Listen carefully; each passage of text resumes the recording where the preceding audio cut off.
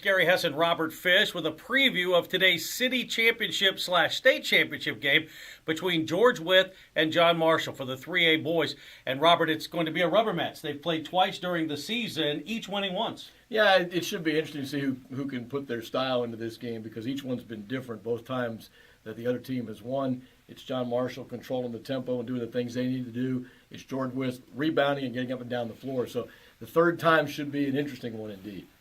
Both of these teams in 3A, after playing in AAA, really benefiting from the new VHSL structure, playing down at the 3A level, where some of the teams they've played in the postseason from other parts of the state have really been overmatched athletically. Yeah, I was impressed with the way Spotswood played. They're a 3A power, and they really handled George Wythe down to the wire until their star player McCoy got hurt, so that knocked them out. But it is a good advantage for these city schools, and Petersburg and Hopewell as well. They're down in 3A, so traditional powers that have been amongst the state elite in basketball, and now they're down in 3A. So they should dominate it for a while. Maybe once in a while somebody will show up like a Spotswood, but it's going to be hard. George Wythe has never won a state championship in the title game for the first time in 12 years.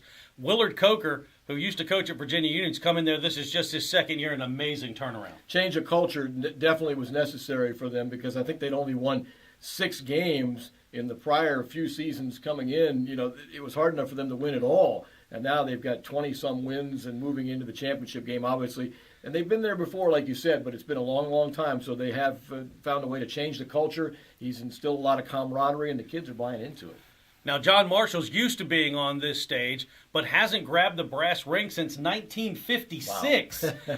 This is a team with 4 underclassmen starters. All 4 already have Division I scholarship offers, so there's a lot of talent on that John Marshall starting lineup. And they lost the 2 best players they had in White and McBride, who were dominating players, and they got drilled by Henrico in the state championship. But the kids that have come back, and it's interesting the different approaches.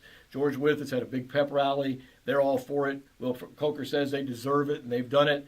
John Marshall's been like, hey, we've been here before. We're going down to take care of business. So it's an interesting approach from both sides. It is going to be an interesting game, and it should be a very close and well-played game. A couple of keys. What's going to decide it?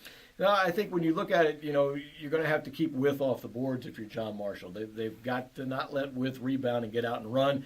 Wythe prides itself in being one of the fastest teams in the metro and the fastest teams in the state, so they want to get it and go. And for John Marshall, they're going to have to control the tempo, and they've got to get Jeremy Shepard involved. I mean, that's their big gun, so they've got to get him going too. 2 o'clock tip today at the Siegel Center. John Marshall and George Wythe for the 3A state title.